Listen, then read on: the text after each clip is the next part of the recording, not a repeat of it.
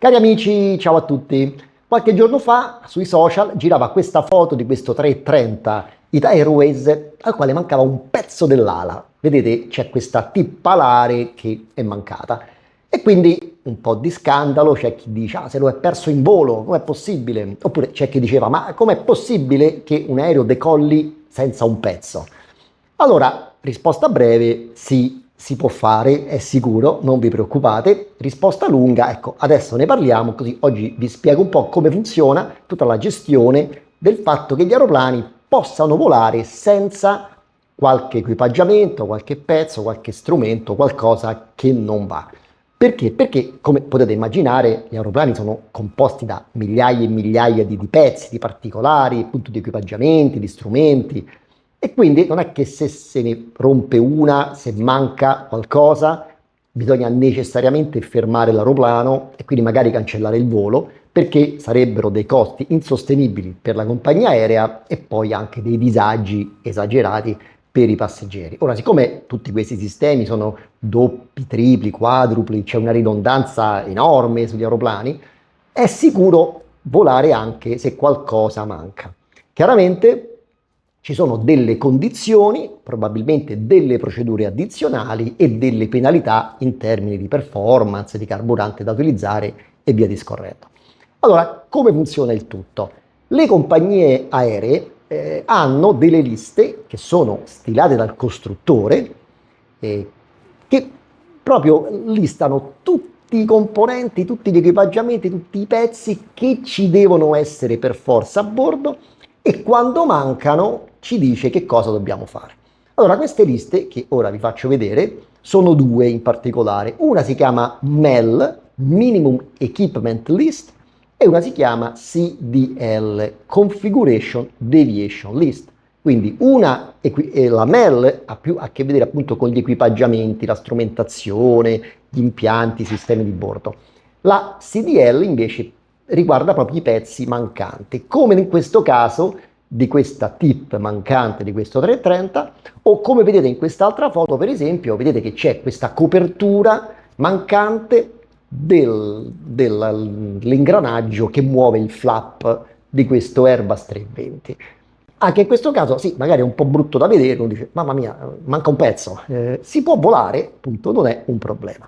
Allora, se noi andiamo a vedere, ora in particolare io non ho le liste del 330 perché non lo volo, vi faccio vedere quelle del 320, però sono simili, cambieranno i numeri, ma il concetto che mi interessa farvi capire è lo stesso. E quindi in particolare se vediamo una CDL simile del 320, cioè quella dove manca per esempio la tip alare di un 320, vedete il manuale ce la rappresenta prima con un disegno, ci fa vedere qual è il pezzo di cui stiamo parlando e già ci dà delle informazioni, e poi andiamo a vedere la descrizione, quindi vedete ci dice wing tip fence, che è questo particolare, quantity installed, dice quante ce ne sono a bordo, sono due in questo caso perché chiaramente una per ala, e poi ci dice già qualcosa, ti dice one lower part, quindi la parte bassa della wing tip fence, in questo caso may be missing, quindi la parte bassa di questa tip può essere mancante,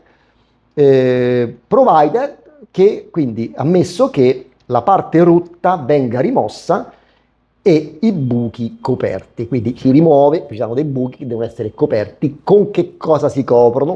Con l'high speed tape, questo nastro ad alta velocità. Ecco cosa significa high speed tape, che è questo nastro argentato che a volte anche questo ha creato delle polemiche, perché c'erano delle foto dove si vedono i tecnici della manutenzione mettere questo scotch sull'aeroplano e qualcuno dice ma che fanno, aggiustano l'aeroplano con lo scotch? Non è che lo aggiustano, vedete, serve per coprire alcune parti.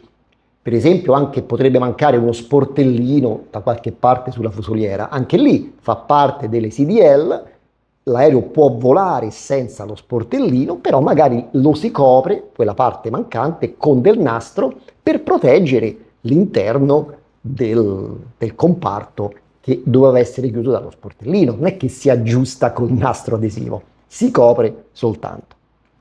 E quindi poi, come vedete, continuando a leggere questa pagina, ci dice performance. Quindi è vero che noi possiamo volare senza questo pezzettino, Però ci sono delle penalità sulle performance dell'aeroplano. Che cosa in particolare? Vedete, ci dice take off and approach bla bla bla reduced by 3600 kg. Quindi noi dobbiamo considerare come se l'aeroplano pesasse 3600 kg in più.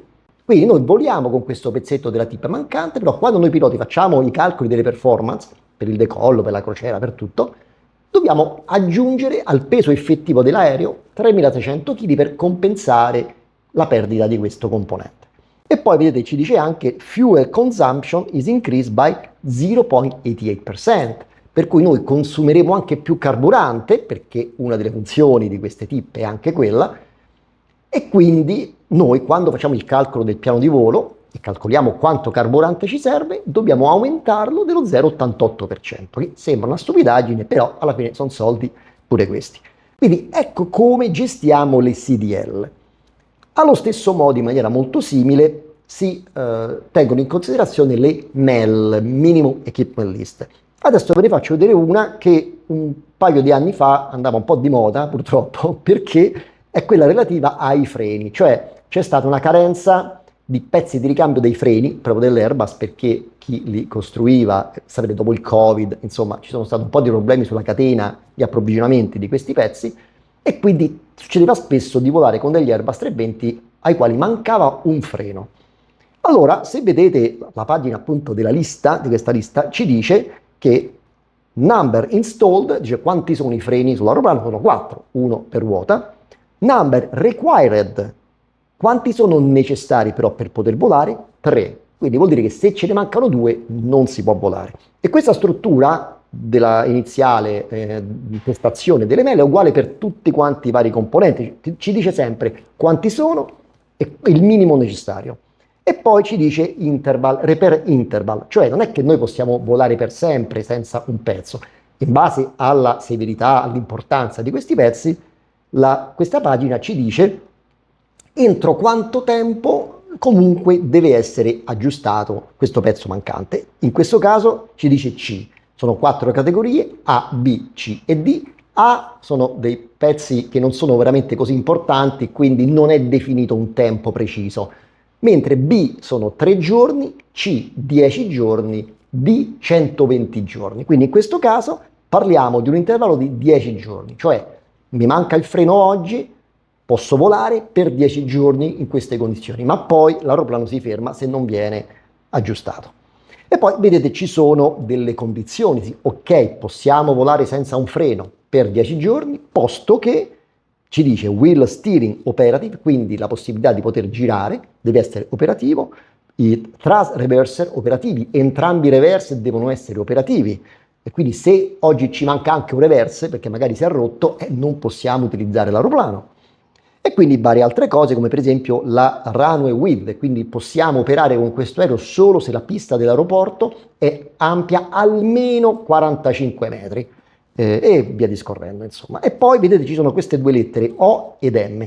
M significa manutenzione, quindi vuol dire che anche la manutenzione dovrà eseguire una certa procedura, che poi loro hanno nei loro manuali, e invece poi O significa operational per i piloti, cioè anche noi abbiamo delle note e delle procedure in più da eseguire. In particolare, se andiamo a vedere appunto questa mail, ci dice che keep the landing gear down for 1 minute after takeoff.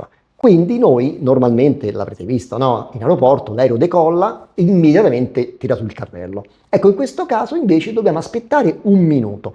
Perché? Perché le ruote, quando noi appunto corriamo sulla pista, girano, quando decolliamo continuano a girare, e quando facciamo rientrare il carrello dentro la pancia dell'aeroplano, i freni bloccano le ruote, altrimenti continuerebbero a girare, provocando delle vibrazioni dentro l'aeroplano. Siccome il freno oggi non ci funziona, un freno vuol dire che una ruota continuerebbe a girare. Allora noi aspettiamo 1 minuto prima di tirare sul carrello, in modo tale che appunto da dar tempo alla ruota di rallentare, di fermarsi quasi, così quando ritiriamo il carrello dentro la pancia dell'aereo, questa ruota è quasi ferma, perlomeno, o completamente ferma, e quindi evitiamo le vibrazioni.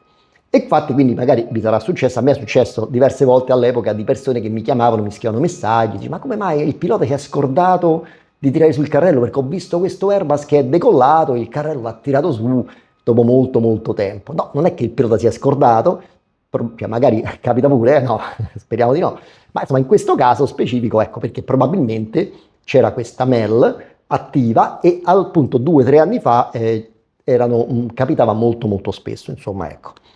Poi però chiaramente ci sono dei particolari, degli impianti, dei computer, qualcosa che non possono mancare assolutamente. Allora ci sono altre pagine appunto di questo manuale come questa in cui ci dice per esempio, vedete questo Engine EU Fault, cioè questo computer che gestisce il motore, che se si rompe, se non funziona, ci dice no dispatch.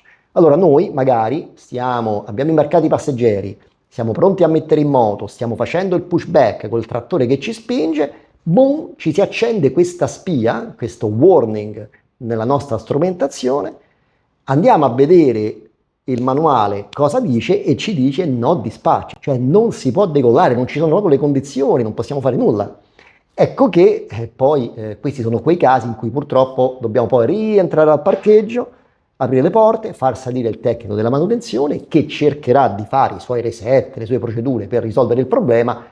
A volte purtroppo non si può risolvere perché magari questo computer particolare è proprio andato, bisogna sostituirlo, magari non ce n'è uno subito a disposizione e allora bisogna pure cambiare aeroplano per effettuare quel volo e quindi ritardi ancora di più perché bisogna sbarcare i passeggeri e andare su un altro aeroplano. Comunque, per concludere, state tranquilli perché appunto è vero che alcuni pezzi, alcuni componenti possono mancare, ma è tutto previsto, ci sono le procedure, le penalty e quindi si vola sempre in sicurezza.